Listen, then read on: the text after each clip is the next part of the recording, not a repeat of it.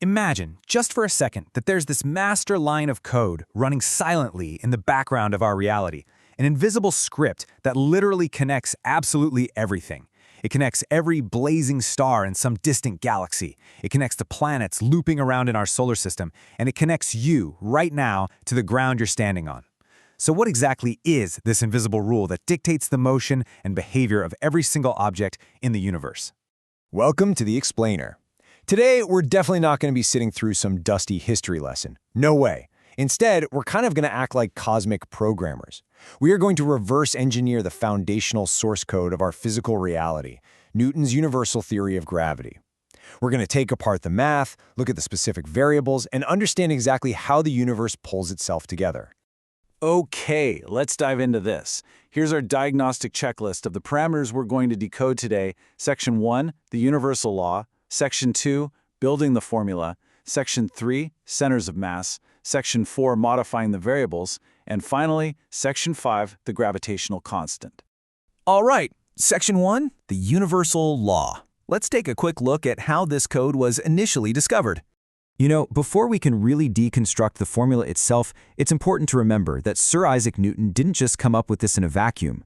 He was actually synthesizing massive amounts of planetary observation data alongside Kepler's laws of planetary motion. By compiling all this pre-existing data, he basically recognized a pattern that nobody else had seen, which allowed him to write down a truly universal rule. And here is the foundational statement of that rule. Every object in the universe attracts every other object with a definite force. I really want to emphasize the word every here. Seriously, this isn't just about massive planets and stars. This applies to absolutely everything in existence. It applies to giant galaxies, and it applies to the very device you're watching this explainer on right now. They are all pulling on each other. Moving on to Section 2, building the formula. We're going to build this mathematical formula piece by piece right on the screen. So let's get right into the mechanics and see exactly how this gravitational attraction actually works. The first part of the code is all about mass. The force of gravity, which we're just going to call F, is directly proportional to the product of the masses of the two objects involved. We'll label those two masses m1 and m2. Basically, simply put, the larger the masses you multiply together, the stronger the force of attraction between them. Let's move to and see how this builds, because mass is really only half the story. The second piece of the rule dictates that the force is inversely proportional to the square of the distance between the objects. We denote that distance as d. So what does this mean? It means that as objects get further apart, the gravitational force doesn't just drop off gradually, it drops off dramatically, based on the square of that distance. Now, when we fuse these two rules together, we get this really beautiful expression. Force is proportional to mass 1 times mass 2 divided by distance squared. This right here is the core proportionality of the universe. It perfectly balances the pulling power of mass with the weakening effect of distance. But as you probably know, in mathematics, a proportionality isn't quite an equation yet. To turn this into a working formula that we can actually calculate with, we must add a master constant to balance the whole thing out. We introduce g, formerly known as the universal gravitational constant. And just like that, boom, we have our fully functional code F equals g times m1 times m2 divided by d squared. Which brings us to Section 3, centers of mass. Let's talk about the physical constraints of our formula, specifically how we actually measure that distance variable, d. Now, what's really interesting about this slide is exactly where we draw the line between two massive complex objects. There's a crucial difference between ideal shapes and reality. If you have two perfectly uniform spherical bodies, like, say, idealized planets, the distance, d, is simply measured by drawing a straight line connecting their exact geometric centers. But, you know, the universe is messy. If you have irregular, non-spherical bodies, like jagged asteroids, the force acts along the line connecting their respective centers of mass. That center of mass becomes the absolutely crucial anchor point for our distance variable. All right, let's jump to Section 4, modifying the variables. It is time to run some simulations and see what actually happens to physical reality when we start tweaking these parameters. So, we have the equation, and we know how to measure our variables. Now check this out. If we simply double the mass of just one object, the total gravitational force doubles, right? It's a direct linear upgrade. But what if we double the masses of both objects? The force quadruples. We get 4F. Now let's play with distance. because distance is squared in the denominator.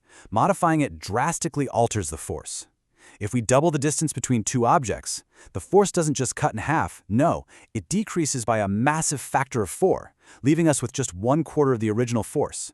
Conversely, if we push the objects closer together and halve the distance, the force blasts upward, increasing by a factor of 4. It's crazy how just a slight tweak to the distance parameter completely rewrites the gravitational power between two bodies. And that leads us perfectly into Section 5, the gravitational constant. Let's transition to the final mystery of our equation, cracking the master variable itself, g. We've mastered mass, and we've mastered distance. Now what actually is g? Well, if we take our formula and strip it all the way down to its most basic unit level, plugging in two masses of exactly 1 kilogram each and placing them exactly 1 meter apart, the entire fraction just becomes 1.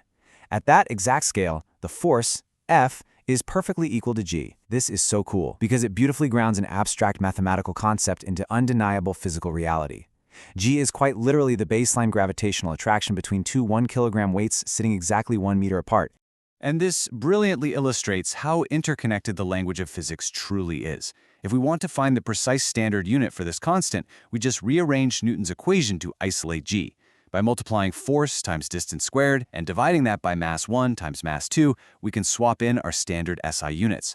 Force becomes newtons, distance becomes meters squared, and mass becomes kilograms squared. This leaves us with the exact definitive unit for the universal gravitational constant, newtons times meters squared per kilogram squared.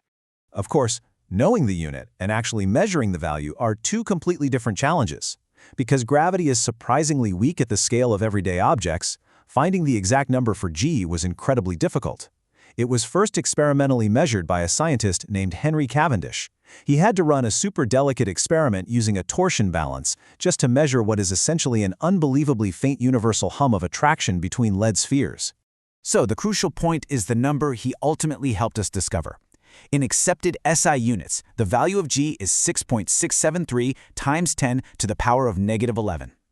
That is a decimal point followed by 10 zeros before you even hit the 6. It is an infinitesimally tiny number. Yet this incredibly tiny constant is a foundational multiplier that, when scaled up by the mass of planets and stars, literally dictates the architecture of the entire cosmos. We've successfully decoded the formula that holds our universe together, proving that the exact same math keeping your feet on the ground is what keeps the moon tethered to the Earth. The next time you look up at the night sky, I really want you to remember this equation. Think about that invisible tether of gravity spanning across millions of light years, pulling on you, and ask yourself, what other hidden codes of the universe are just waiting out there to be uncovered?